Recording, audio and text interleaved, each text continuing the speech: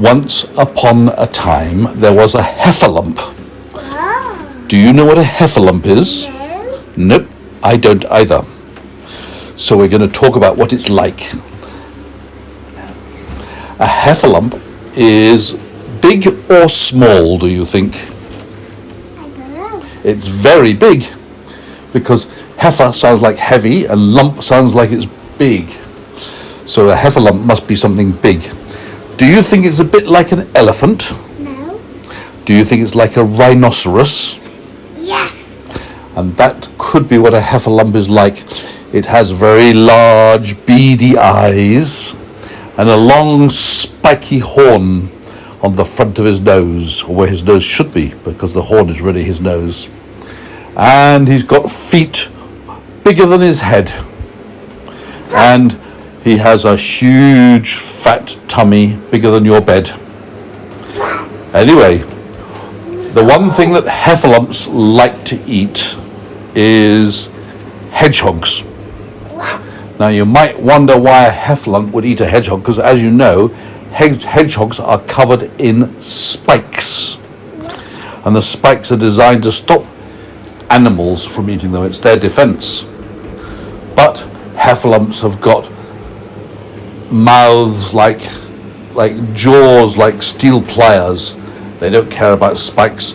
And when they bite the hedgehog, all the spikes just break off. And then when they lick the hedgehog, they lick it so hard it almost cut it in half with their tongue. And then the heffalump takes one big bite of the hedgehog and it goes squish and pop like a balloon.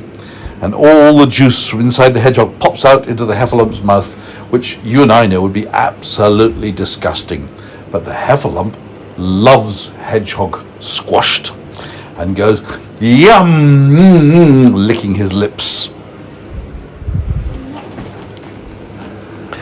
Now,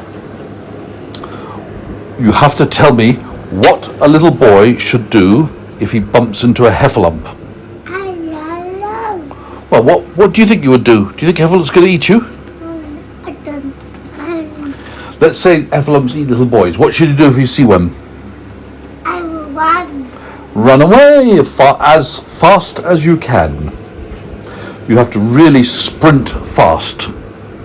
Sprint is running fast.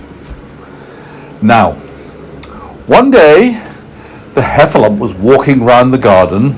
But he never ate a little boy. Only ate hedgehogs because the daddies saved the little boy. This is right. This particular heffalump had never eaten a little boy. He'd only eaten hedgehogs. Anyway, one day he was wandering around the garden when along came the little boy who lived there on his bicycle. The little boy didn't see the heffalump, but the heffalump saw the little boy very quickly and thought, that looks like my lunch.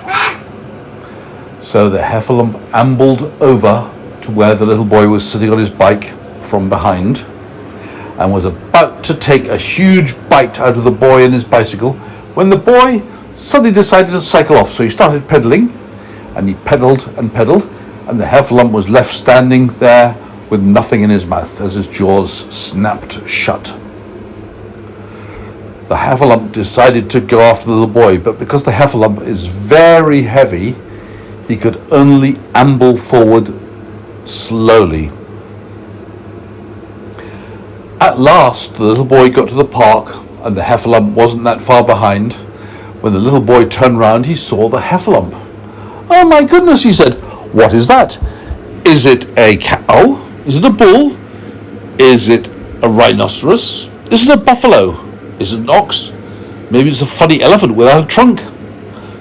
The little boy didn't know what it was. So the little boy went over to the heffalump and said, "Excuse me, what sort of animal are you?" And the heffalump opened his mouth very, very wide. And guess what happened next? I don't know. Have a guess. He paid away. He what? I don't know. Well, the heffalump opened his mouth and swallowed the little boy whole in one bite. Wow. "Oh no," shouted the little boy as he fell down into the heffalump's tummy. It's very dark in here. The poor little boy couldn't see much. Luckily, he had a box of matches in his trousers. So he took out one of the matches and struck it on the edge of the box and lit a flame. He could see that he was in the Heffalumps' tummy, and all around him were floating lots of hedgehogs, squished ones, definitely dead. What shall I do, thought the little boy. Then he had an idea. He took one of his matches, lit it, and held it at the inside of the Heffalumps' stomach. And that burned the Heffalump. And finally the Heffalump couldn't stand it anymore, and he went, "Rah!" And all the dead hedgehogs and the little boy came spewing out. Then the Heffalump didn't feel very well, so it went to hide under the hedge. The little boy rushed to tell his mummy and daddy, "Mummy, Daddy, I've just been chased by a Heffalump."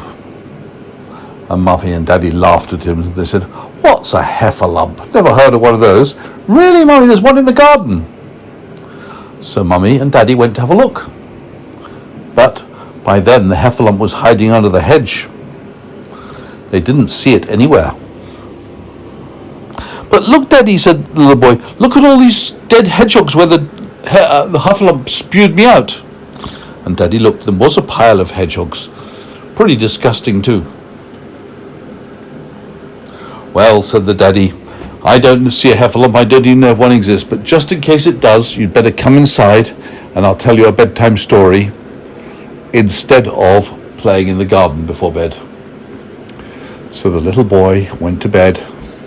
And in the night, the Heffalump, who knew that it was not a good idea to stick around, decided to go out of the garden, and off he went down the hill to the lake and swam to the other side of the lake to find a much quieter place to live where there were no little boys. That's the end of the story. Another song of a